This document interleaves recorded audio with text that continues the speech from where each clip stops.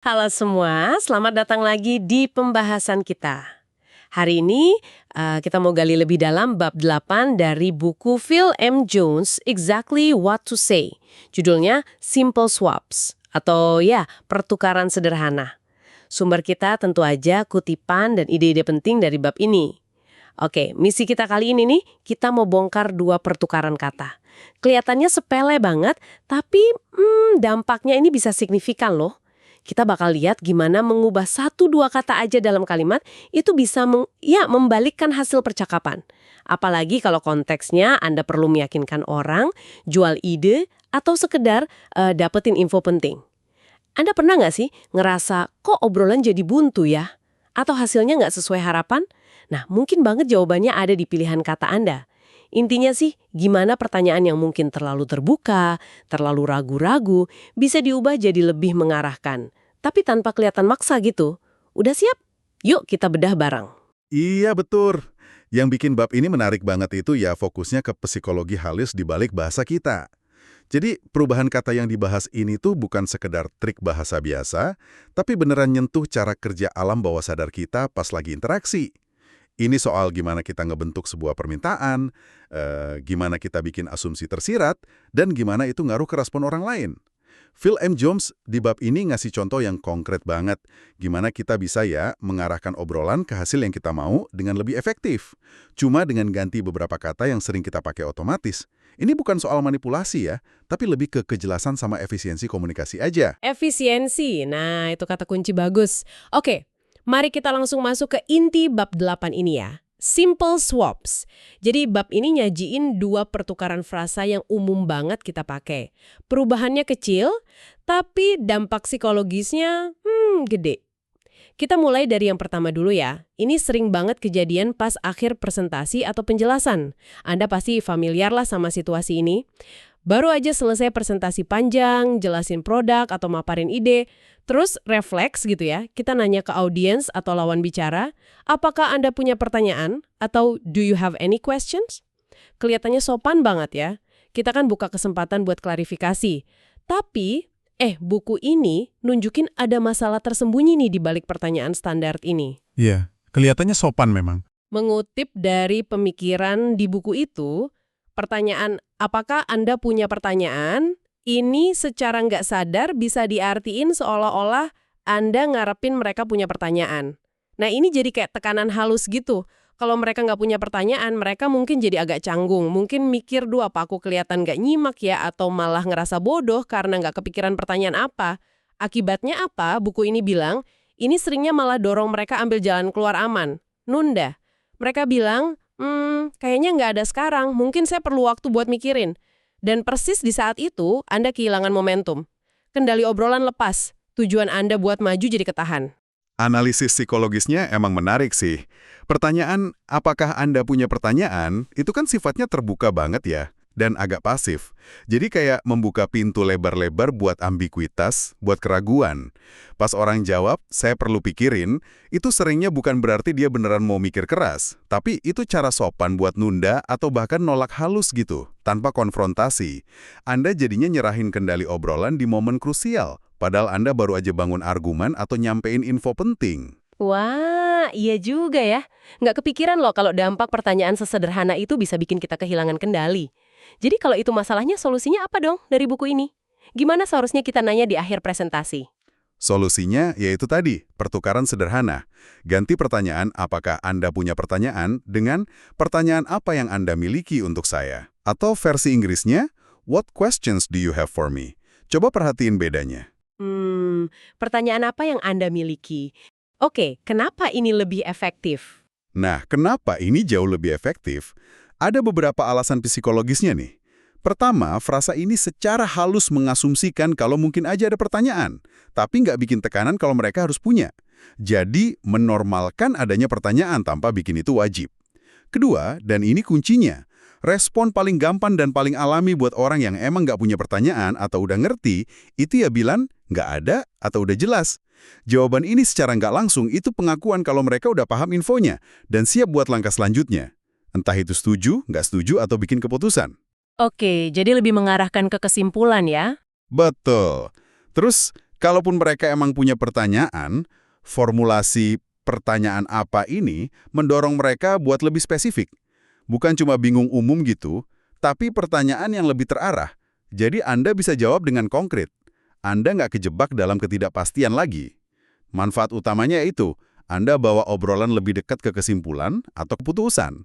Anda hindarin jawaban ngambang kayak, saya perlu waktu mikir, yang sering jadi penghalang. Dengan nanya pertanyaan apa yang Anda miliki, Anda pegang kendali dan secara aktif ngebimbing obrolan ke tahap berikutnya. Ini soal ngarahin energi obrolan, bukan dibiarin ngilang gitu aja. Luar biasa sih ini. Cuma ganti, apakah Anda punya jadi pertanyaan apa yang Anda miliki bisa ngubah dinamika obrolan banget. Dari yang tadinya buka ruang ragu, jadi ngarahin ke kejelasan. Bener-bener nunjukin kekuatan kata-kata ya. Oke, ini bikin saya penasaran sama pertukaran sederhana yang kedua. Ayo kita bahas. Minta informasi kontak. Nah, ini juga sering banget ya. Iya kan? Ini skenario yang juga umum banget. Anda ketemu orang di acara networking, konferensi, atau mungkin pas meeting bisnis.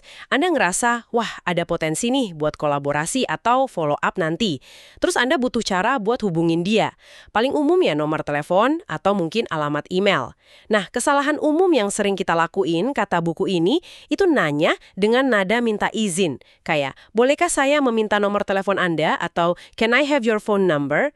Lagi-lagi, ini kedengeran sopan banget dan ngehargain privasi ya. Minta izin dulu gitu sebelum minta info pribadi. Tapi apa masalahnya sama pendekatan ini? Masalahnya itu ada di konsep yang namanya resistensi berbasis izin atau permission-based resistance.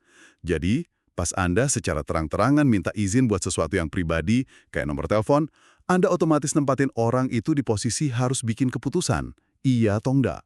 Ini langsung micu kesadaran mereka soal privasi dan potensi resiko. Pikiran mereka mulai jalan. Duh, kasih nggak ya nomor saya? Buat apa nih? Ntar diganggu lagi.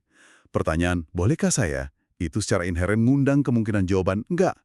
Jadinya, proses dapatin info itu lebih susah dari yang seharusnya. Anda malah bikin hambatan psikologis yang sebenarnya nggak perlu ada. Oh, masuk akal banget. Pasti Anda pernah kan ngerasa agak diinterogasi atau setidaknya mikir dulu pas ada yang tiba-tiba nanya, boleh minta nomor teleponnya? Ada jeda gitu kan, kita nimbang-nimbang. Jadi gimana cara yang lebih efektif menurut Phil Jones? Pertukarannya apa nih? Pertukarannya, sekali lagi, sederhana tapi cerdas banget secara psikologis. Daripada nanya, bolehkah saya meminta nomor telepon Anda? Ganti aja dengan pertanyaan kayak, nomor terbaik untuk menghubungi Anda berapa ya? Atau, what's the best number to contact you at? Bisa juga variasinya kayak, kontak mana yang paling pas buat saya hubungin nanti? Nomor terbaik untuk menghubungi Anda berapa? Kenapa ini bisa lebih berhasil? Nah, kenapa ini jauh lebih baik? Kuncinya di asumsi yang tersirat. Pertanyaan ini tuh nggak lagi minta izin apakah mereka mau ngasih nomor. Pertanyaan ini mengasumsikan kalau mereka bakal ngasih kontak. Dan cuma nanya detail spesifiknya, nomor mana yang terbaik atau paling pas.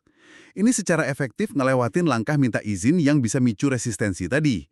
Pertanyaan ini rasanya lebih natural, lebih kayak bagian alur obrolan biasa aja, dan nggak terlalu invasif. Karena nggak ada tekanan buat jawab ya atau nggak ke permintaan izin, orang cenderung lebih gampang dan otomatis ngasih info yang diminta.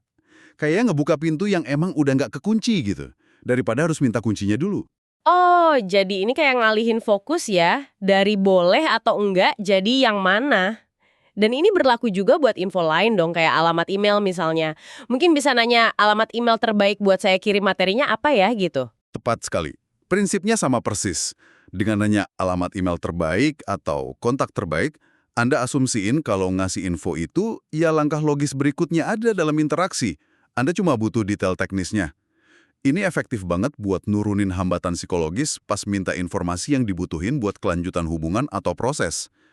Coba deh Anda renungin, seberapa sering kita mungkin gagal dapat info penting atau kelanjutan interaksi cuma gara-gara cara kita nanya secara nggak sengaja malah bikin hambatan.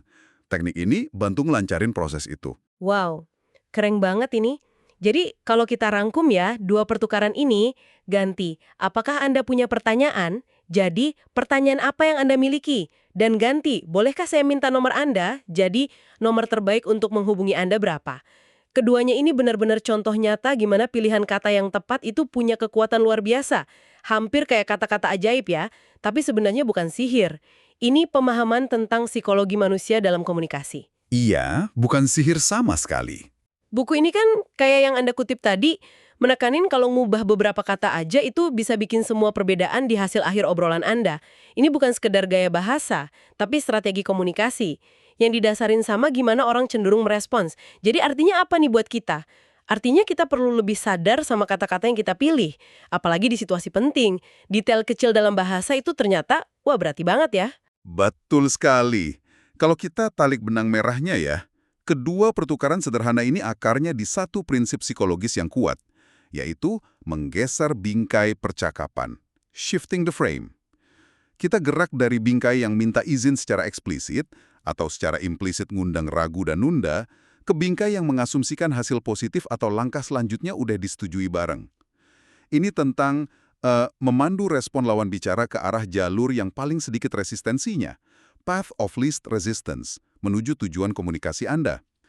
Penting buat ditekanin ya, ini bukan soal maksa atau nipu, tapi soal gunain bahasa secara cerdas buat memfasilitasi keputusan atau tindakan yang diinginkan. Bikin itu kerasa lebih natural dan gampang buat kedua pihak. Anda pada dasarnya bikin jawaban atau tindakan yang Anda harapkan jadi pilihan yang paling gampang buat diambil. Oke, jadi kesimpulan utama yang bisa kita ambil dari penelaahan bab 8 ini adalah kata-kata yang kita pilih sekecil apapun kelihatannya itu punya bobot dan dampak nyata. Pertukaran sederhana dari pertanyaan yang nadanya ragu atau minta izin jadi pertanyaan yang lebih asumtif dan ngarahin ke langkah berikutnya itu alat komunikasi yang ampuh banget. Ini bisa secara signifikan ningkatin efektivitas kita buat capai tujuan. Entah itu di penjualan, negosiasi, kepemimpinan, atau bahkan interaksi sehari-hari aja. Intinya adalah gimana bikin orang lain lebih gampang buat bilang iya, ngasih info yang kita butuhin, atau gerak maju bareng kita tanpa ngerasa dipaksa atau nggak nyaman. Nah, setelah dengar semua ini ada pertanyaan reflektif nih buat Anda pendengar kami. Gimana Anda bisa mulai coba terapin kedua pertukaran sederhana ini dalam obrolan Anda sehari-hari? Coba pikirin situasi spesifik di kerjaan Anda misalnya, pas nutup meeting, presentasi ke klien, atau follow up sama prospek. Atau bahkan di kehidupan pribadi deh, pas Anda perlu minta sesuatu, atau klarifikasi pemahaman. Perubahan kecil apa lagi dalam bahasa yang biasa Anda pakai yang mungkin setelah direnungin bisa disesuaikan biar hasilnya lebih oke? Memang ya, fokus utama buku ini kan soal ningkatin efektivitas komunikasi buat capai hasil. Tapi pas kita pelajarin teknik-teknik yang bisa ngaruhin keputusan dan tindakan orang lain kayak gini, ada satu pemikiran tambahan nih yang mungkin patut direnungin. Kemampuan buat mempengaruhi lewat bahasa itu datang bareng semacam tanggung jawab ya kan? Pas Anda jadi makin mahir dalam memandu percakapan, pertanyaan yang muncul adalah, gimana kita mastiin penggunaan skill ini selaras sama niat baik dan prinsip etika? Apakah tujuannya murni buat untung sepihak aja, atau juga mikirin hasil yang saling nguntungin dan jaga integritas hubungan? Ini bukan buat ngejudge ya, tapi sekedar bahan renungan pribadi aja pas Anda mulai eksperimen dengan kekuatan kata-kata ini dalam interaksi Anda. Pengaruh yang lebih besar seringkali nuntut kesadaran diri yang lebih besar juga kan? Wah, itu perspektif yang berharga banget buat melengkapi pembahasan kita hari ini. Pengingat kalau efektivitas dan etika itu bisa banget jalan bareng. Terima kasih banyak udah menyimak pembahasan mendalam kita soal bab 8, Simple Swaps, dari buku Exactly What to Say. Semoga wawasan ini bermanfaat dan bisa langsung Anda terapkan ya.